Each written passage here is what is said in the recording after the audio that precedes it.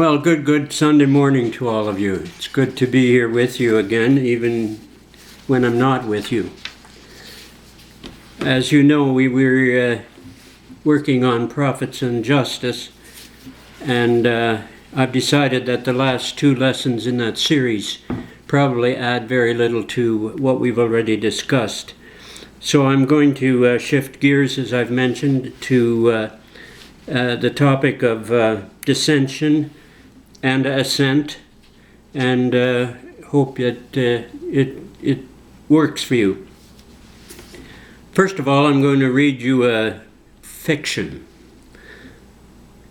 In a mostly Mennonite village near Swift Current, it's been traditional in the public school to begin each day with a Bible reading and the Lord's Prayer. Times change. Some properties are sold to non-Mennonites. One is occupied by a family of Muslim refugees from Syria. More liberal-minded sponsors of the family of refugees protest the opening exercises during the public school day, taking their dissenting viewpoint to the Pelly Trail School Division office in Swift Current.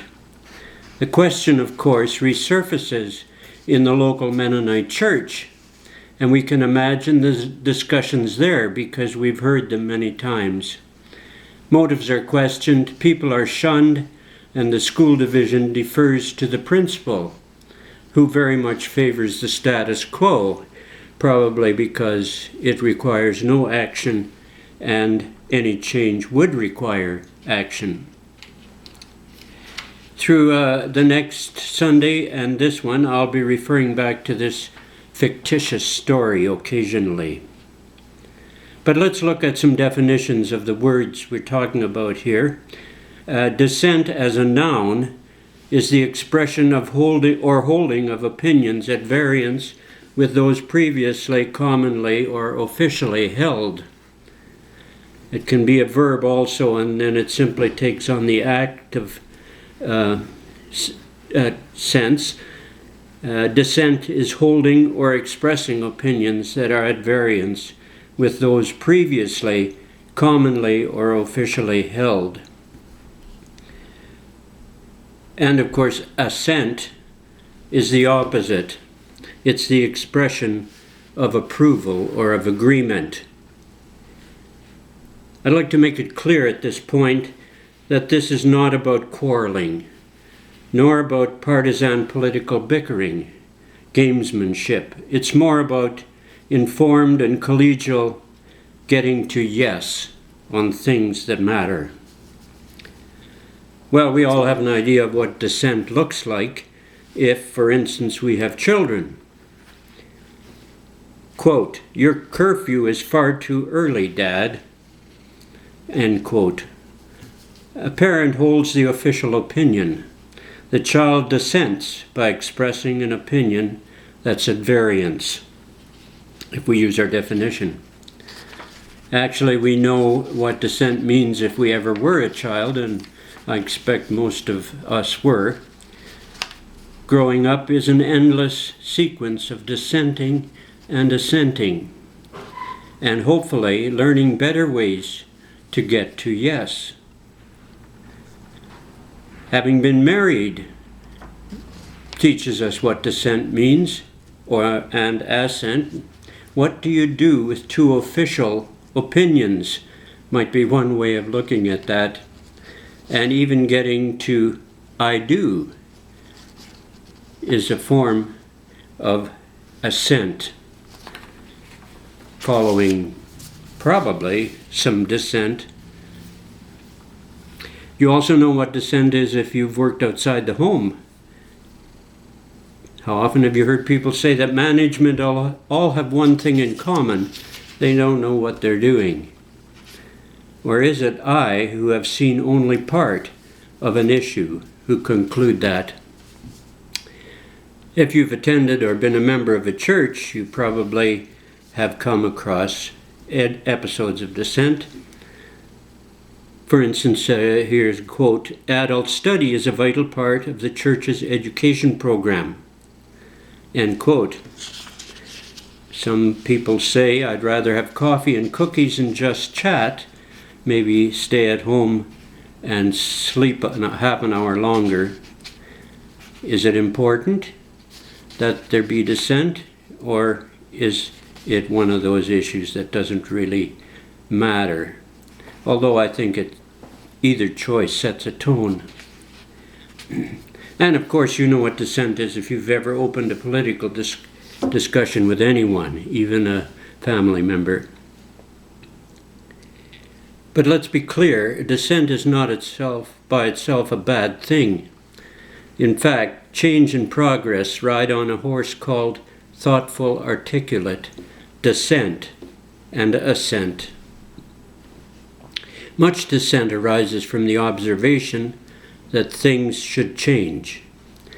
Much dissent also arises from the desire to prevent change. It's the tension between dissent and assent that provides the energy for unleashing the best in us personally, communally, nationally, and internationally. Probably it's mishandling of dissent and assent that is wasteful at best and destructive at its worst. I think we all can remember incidents of dissent degenerating into quarreling. Well, it's this that I'd like to explore. If you read the short essay I posted for today, you will have recognized that throughout the discussion and debate surrounding gay members, gay marriages, we were all kind of losers. We ended up with permanent dissension. That is, lines drawn that precluded every outcome except separation. And that happened over and over. In a church, this is not good enough.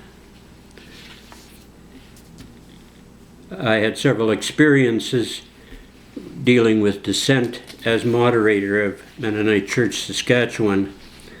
In one case, traveling to North Battleford on a Sunday to meet with a congregation that were probably the majority of which were in dissent about the policies of MC Sask on the subject. But it was an important dissension. Way back in the 1920s, the Rosenord Church got a letter from a rostern member who believed that communion must involve real wine in order to be faithful to the biblical admonition to do this in remembrance of me.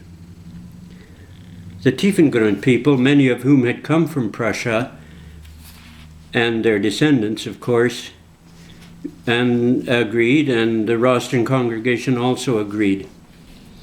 A brotherhood meeting put it on the agenda, but very soon concluded that this was not an issue over which lines should be drawn. Each congregation would be free to decide for itself. And so Rostern served wine at communion for a time thereafter. Somebody there said, if in the Bible it says wine, it means wine. It doesn't mean grape juice. But most of the churches served grape juice with the rationale that communion should not be a stumbling block for any among them who were struggling with alcoholism. Whether or not this became contentious in Eigenheim or Aberdeen or Waltheim or Langham, I don't know. But it was a dissent that was useful, and it was handled in a way that led to common assent. Yea, for Rosenord, I've said when I read about this. Dissent arises for a number of reasons. Here I'm leaning a bit on a study done for the workplace called The 5 Dissent Tactics of Employees and How to Deal with Them. Doesn't overlap completely with our experience of how to deal with dissent in a congregation, but there are some clues there that are quite universal, could apply to schools, churches, and workplaces. There's a lot of commentary on this issue on the web. if you care to Google dissent, dissension, and words like that. We can think, according to the study, of dissent as arising from one of several impulses. The main one's personal advantage dissent, and the other one, principle dissent. That is, dissent over a principle. And then there are some other possibilities. But let's look at those first. Under personal dissent, the study says something like this. And I'll use an example again. Some time ago, EMC debated the structure of committees and tried a model where one person would be appointed by discernment to a committee, and this would be done with several committees, and that one person would bring in people as needed for specific projects, say like the pancake supper, etc. There was dissent to this structure, primarily based on the conviction that that person would be overburdened by having to canvass for help all the time, particularly on some committees. In this case, dissenting members were seen, I think, to have the better case. And without any drama, the 3-member model became practice. And there were some exceptions, of course. I would say, yay, Eigenheim. We might call this dissent responding to real or perceived personal justice. People in leadership on committees were afraid that this would leave them with a possibly difficult burden. Meanwhile, the leaving in 2017 of a third of our congregation made reference to principles, but there was an element of personal dissent written all over it as well. So personal dissent means what it says. It's protesting for personal reasons. Principal dissent, it seems to me, makes churches particularly vulnerable. As World War II broke out, for instance, a push was made by the ministers group of Rosenor Church to prepare young people for a possible draft. When the draft came, young EMC men and those in neighbor churches had to choose a response. The official response to the draft was that Mennonites don't participate in military campaigns. To enlist and don a uniform became a dissent, opposing the non-resistance principle. It seems to me that the thinking was, if you wish to enjoy the benefits of life in Canada, you ought to participate in its defense. Well, Lauren's uncle Peter, my brother Ed, Barb Froze's dad, enlisted. Others went to CO camps. What to do with their church membership when they returned, and of course Peter was killed in the war, taxed the reconciliatory muscle of Eigenheim, as well as all the other Mennonite churches in the area. It was a tough time.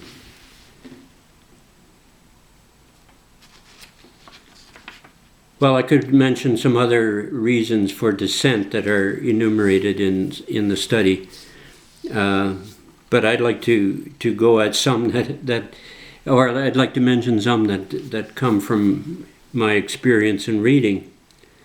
One being that cliques or silos inside a church body may begin dissent and grow dissent. One of the great dangers to a community is that a group will begin to meet separately to share and strengthen a dissenting opinion. This results in a divided loyalty, and it makes resolution of matters difficult.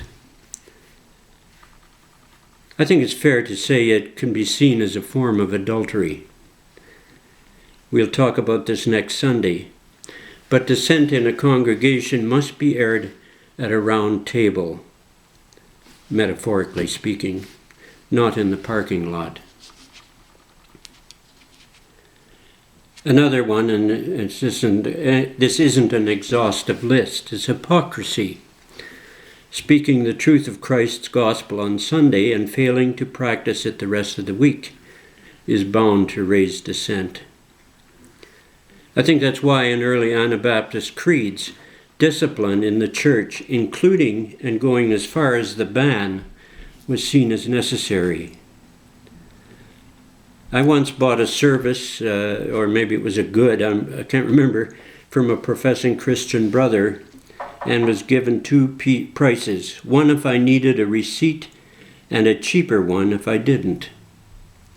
I'm sure you know what that meant. I couldn't help dissenting his willingness to engage himself and me in a tax evasion. I didn't say so. Sometimes I'm a bit of a coward, but I did ask him for a receipt. Dissension and finding a way to resolve it often puts a heavy psychological, emotional burden on a community, and Eigenheim knows that in spades. Particularly, it's hard on those authorized by their positions to take responsibility for outcomes. For a community under Christ, it becomes hard for me to imagine that there could ever exist dissension without a solution. But we are human. We bristle when insulted. We kick back when we feel abused. We walk away sometimes when we feel our dignity and self-worth has been attacked.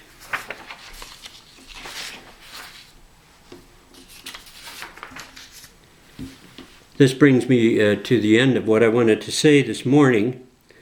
I know that you will all have experienced the tensions of dissension, but I want to emphasize that dissension done honestly and openly and forthrightly is often followed by change, by good change, by improvement, by a better relationship than before. The opposite would be a refusal to dissent, of course, and that happens as well. We keep our opinions to ourselves because we don't want to offend anybody. There has to be a way to be open in times of dissension. Okay, I hope that you enjoy the rest of your Sunday. Look forward to the service later and to the prayer time. And next Sunday we'll explore some tried and true, some Christ-like, and some secular ways, I guess, of getting to yes. Thank you so much for participating, and I'll see you when I see you.